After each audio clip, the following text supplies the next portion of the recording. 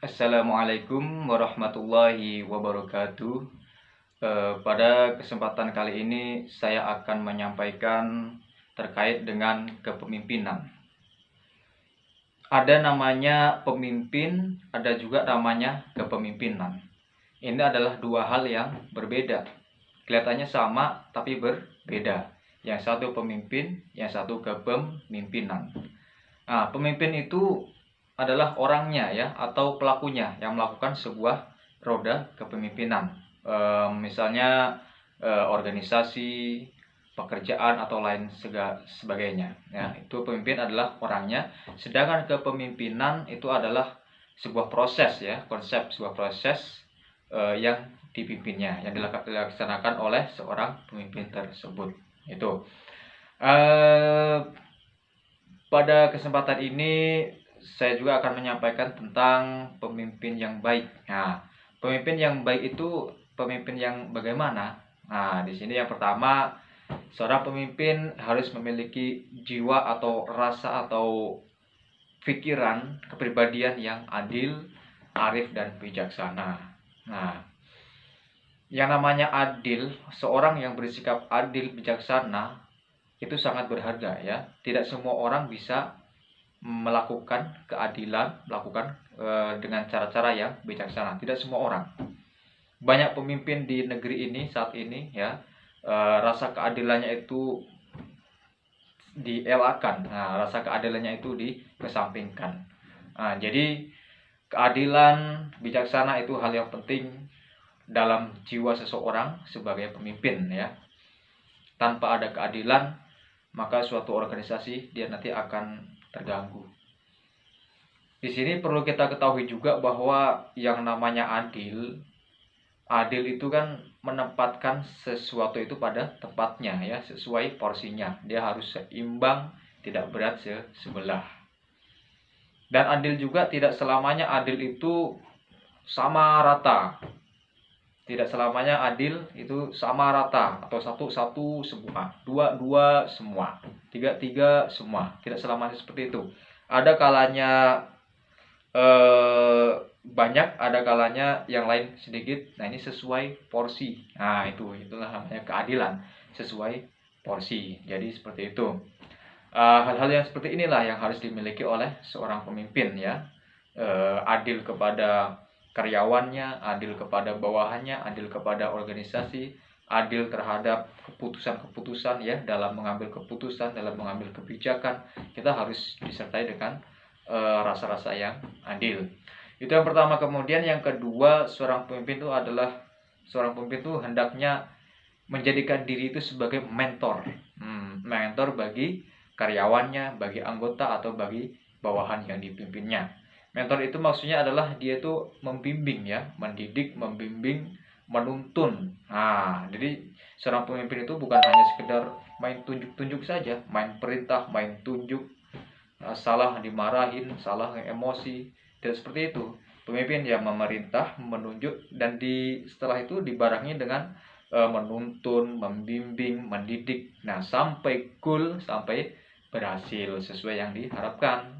Nah, sekarang kan banyak seperti itu. Dia main tunjuk saja, main perintah, setelah itu pergi tanpa ada konfirmasi, tanpa ada bisa dihubungi. Begitu datang, tiba-tiba marah, tiba-tiba emosi karena tidak sesuai dengan apa yang diharapkan, apa yang diinginkan oleh pemimpin tersebut. Nah, padahal kan namanya bawahan, karyawan, dia tidak selamanya mengerti, memahami apa maunya pimpinan kita, apa maksud yang diperintahkan itu. Nah, jadi kalau pemimpin itu tidak hadir, ya tidak mungkin bisa maksimal, tidak sempurna apa yang diharapkan itu ya, biasanya seperti itu. Dan pemimpin hadir itu tidak selamanya tidak harus ada di samping kita.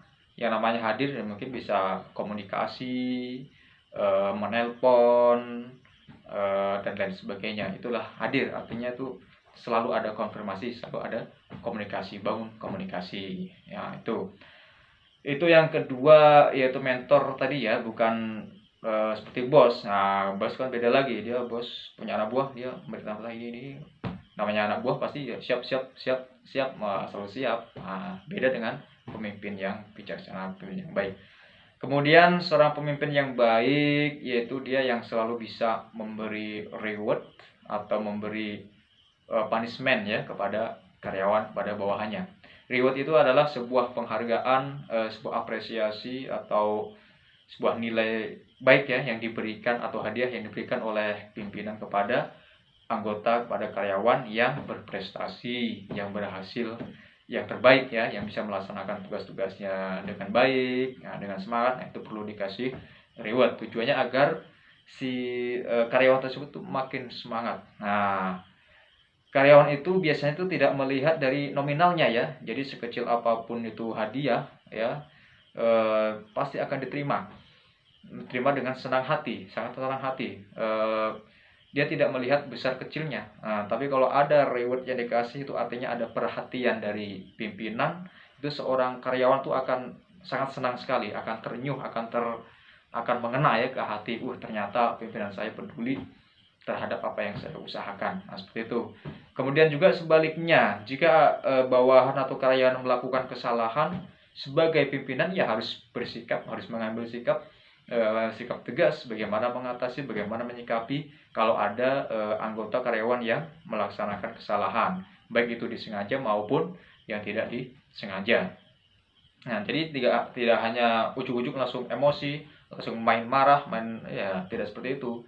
Kalau emang anggota itu berbuat salah, ya sebagai pimpinan ya harus bagaimana menyikapi. Nah, mungkin dengan menegur, memperingati. Nah, kalau tidak cukup dengan menegur dan memperingati, baru dijatuhi punishment, jatuhi hukuman atau sanksi.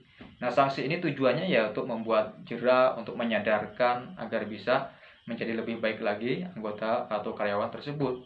Jadi bukan niatan untuk negatif ya, tapi niatan untuk positif. Dan karyawan itu kalau memang dia orang baik, dia salah pasti dia akan menyesali, dia akan merasa salah, akan menyadari. Nah, seperti itu. Nah, ya, jadi kalau baik ya diberi reward, kalau dia salah ya dinasehati, diberi masukan, dibimbing, kemudian diberi sanksi. Sanksi juga ya sanksi yang sesuai dengan situasi, dengan apa yang dilakukan. Kadang di sini kan banyak orang itu memberi sanksi hukuman kadang di luar batas, tidak sesuai, tidak simbang. Nah, ini kan tidak bagus. Nah, itu ya, itulah tadi perlunya sikap adil. Kembali ke yang tadi ya, harus adil bagaimana mengasih sanksi. Nah, seperti itu reward. Kemudian seorang pemimpin yang bagus, yang baik, dia juga menjadi motivator. Nah, ini ya, seorang pemimpin menjadi motivator. Dia memotivasi anggotanya, karyawan. Bagaimana dia memotivasi? Kan namanya karyawan, namanya orang, kan tidak selamanya happy, tidak selamanya senang, tidak selamanya bahagia. Ada saat-saat tertentu di mana dia itu down, di mana dia itu mungkin karena ada masalah di luar, masalah di dalam, masalah keluarga ataupun masalah pekerjaan dan lain sebagainya, atau kesehatan yang kurang fit.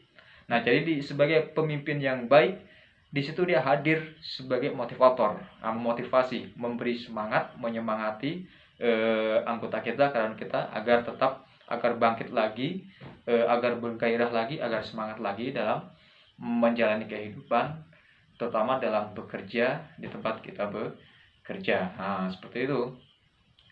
Dan kita sebagai pemimpin kalau bisa memotivasi anggota, nanti kan ujung-ujungnya kita juga yang beruntung. Nah, dengan dia semangat, dia bekerja semangat, kan nanti kita sama-sama bagus, hasilnya juga akan sama-sama bagus, saling menguntungkan. Itu jadi tidak ada ruginya kalau kita memotivasi, kita berbuat baik kepada siapapun ya. Nah, lebih-lebih pimpinan kepada bawahan, pimpinan kepada karyawan, atasan kepada bawahan. Nah, itu sangat bagus, sangat dianjurkan sekali. Memang seharusnya seperti itu seorang pemimpin, adil, peduli kepada yang dipimpinnya. Nah, agar sebuah roda organisasi, pekerjaan atau apapun itu ya bisa berjalan dengan baik sesuai apa yang kita harapkan. Nah, seperti itu.